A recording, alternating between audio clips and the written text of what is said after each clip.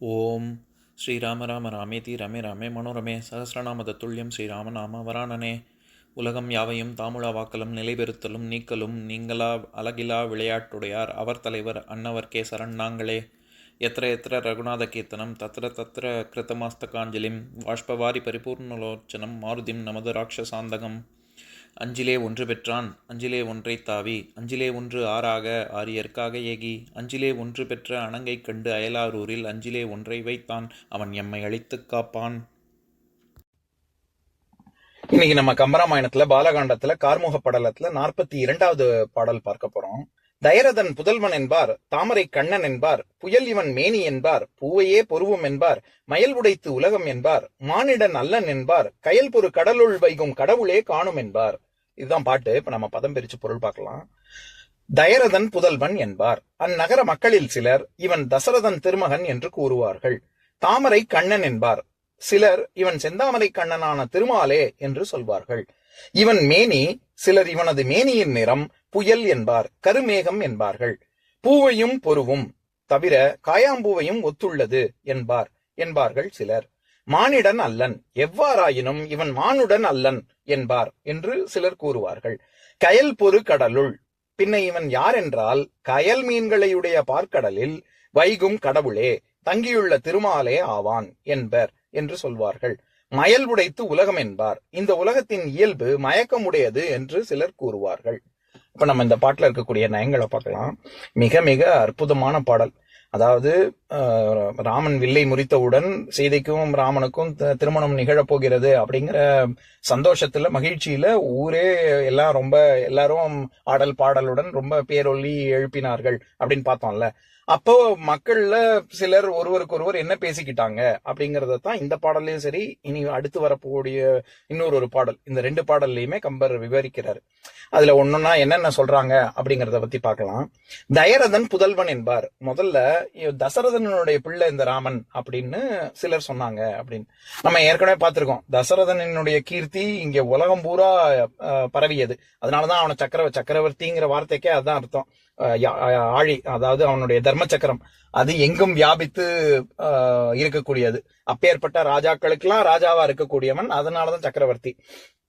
அப்ப தசரதனை தெரியாதவங்க இருக்கவே முடியாது. அப்ப ராமனை தெரியாதவங்க இருக்காங்களா அப்படின்னு கேட்டா, அகலிகைக்கு பெண்ணுருவம் கொடுத்ததாக இருக்கட்டும், தாடகையை வதம் செய்ததாக இருக்கட்டும், வேள்வியை நடத்திய விதமாக இருக்கட்டும், இது எல்லாமே இன்னும் உலகம் பூரா பரவல. அதை முடிச்ச கையோட தானே நிதிரைக்கு வந்திருக்காங்க.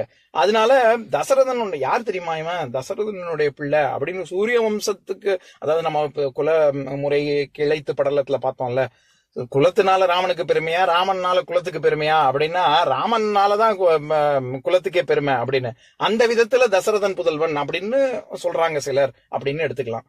2வது, இல்ல தாமரை கண்ணன் என்பார். இவன் திருமால் அவதாரமே தான், திருமாலே தான் இந்த ராமன் அப்படின்னு இன்னும் சிலர் சொன்னாங்க அப்படின்னு சொல்றாரு. அடுத்தது, புயல் இவன் மேனி என்பார். புயல் அப்படின்னாலே நம்ம சூறாவளி காற்று அப்படின்னு தானே நம்ம எல்லாருக்கும் தெரியும். ஆனா அதை தவிர மேகம், மழை இப்படி இல்லாமும் பொருள் இருக்கு. இந்த இடத்துல மேகம், கருமேகம் அப்படிங்கிற பொருள்ல தான் வருது. அதாவது மேகம் போன்ற மேனியே, அந்த நிறத்தில் மேனியை கொண்டுள்ள ராமன் அப்படின்னு. இதுல ஒரு சிறப்பு என்னன்னா, புயல் வண்ணன் அடுத்து வரக்கூடிய இந்த பூவையே பொருவும் என்பார் அப்படின்னு சொல்லக்கூடிய இடத்துல இது என்ன பூவை குறிக்குது அப்படின்னா காயாம்பூவை குறிக்குது. காயாம்பூ தான் ஊதா நிறத்துல, அதாவது கருநீல நிறத்துல இருக்கக்கூடியது. இங்கிலீஷ்ல சொன்னோம்னா இது அயன்வுட் ப்ளூபெரி அப்படின்னு சொல்லுவோம்ல, பில்பெரி இல்லாட்டி அயன்வுட் செடி, அந்த அதுல காய்க்கக்கூடிய பூ இந்த மாதிரியாக நிறத்துல உடையவன். அதனால புயல் வண்ணன்னு சொன்னாலும் சரி, காயாம்பூ வண்ணன்னு சொன்னாலும் சரி, அது திருமாலைத்தான் குறிக்கும். கலிங்கத்து பரணி அப்படிங்கிற நூல்ல ஜெயங்கொண்டார் அப்படிங்கிற புலவர் தான் எழுதினது. அதுல கடவுள் வாழ்த்துல சிவவணக்கத்துல முதல் வரி, அந்த கலிங்கத்து பரணி தொடங்கக்கூடிய வார்த்தையே புயல் வண்ணன் அப்படின்னு தான். அந்த கடவுள் வாழ்த்துல சிவவணக்கத்துல முதல் 2 செய்யுள் மட்டும் படிக்கிறேன் கேளுங்க. புயல் வண்ணன் புனல்வார்க்க பூமி செய்யோன் தொழில் காட்ட புவன வாழ்க்கை செயல்வண்ணம் நிலை நிறுத்த மலைமகளை புணர்ந்தவனை சிந்தை செய்வான்.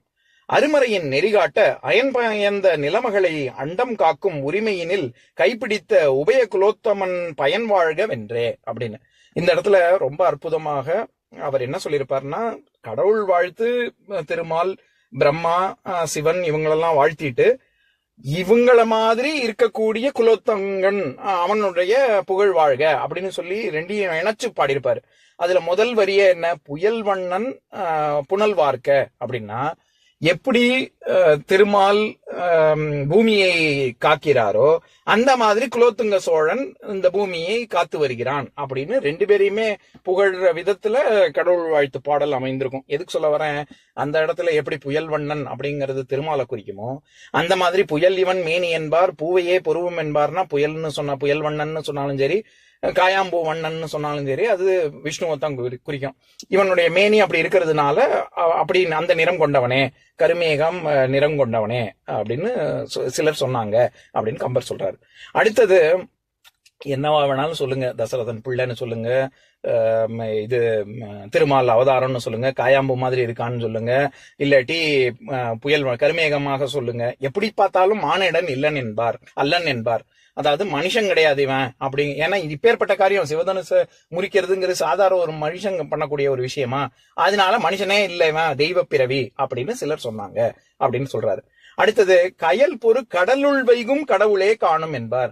அப்ப யார் இது, இதுவும் இல்ல அதுவும் இல்ல அப்படின்னு சில பேர் எல்லாம் சொல்லிட்டு, அப்ப யாரு தான் இது அப்படின்னா, பார்க்கடல்ல பள்ளி கொண்டுள்ள பெருமாள் தான் இவர் அப்படின்னு. இந்த இடத்துல கடலுள் கடவுள் அப்படின்னு ரொம்ப அழகா வார்த்தை விளையாட்டு பண்றாரு. இந்த பாடலே அப்படித்தான் இருக்கு. தயரதன் புயல் மயல் கயல் அப்படின்னு ஓசை நயம்லாம் ரொம்ப பிரமாதமா இருக்கு. இந்த கம்பராமாயண பாடல்களே பெருவாரியாக ஆசிரிய விருத்தத்துலதான் அமைந்திருக்கு. இது கழி நெடிலடி ஆசிரிய விருத்தப்பா தான். யாப்பிலக்கணங்கள்லாம் எனக்கு ஒழுங்கா தெரியாது, தெரிஞ்சா இன்னும் அதை தனியா ரொம்ப அற்புதமா அதெல்லாம் பத்தி விளக்கி ரொம்ப அற்புதமா அனுபவிக்க முடியும். அதுக்குன்னு ஒரு சந்தர்ப்பம் வரும் என்று எதிர்பார்க்கலாம். அது போட்டோம். இந்த மாதிரியாக பலவாறாக எல்லாம் தசரதன் புதல்வன், தாமரை கண்ணன், இவன் மேனி புயல் மாதிரி, காயாம்பூ மாதிரி, இப்படி எல்லாம் மக்கள் பேசிக்கொண்டார்கள் அப்படின்னு சொல்ல வர்றாரு. இப்ப நான் பாட்டை இன்னொரு தடவை படிக்கிறேன் கேளுங்க.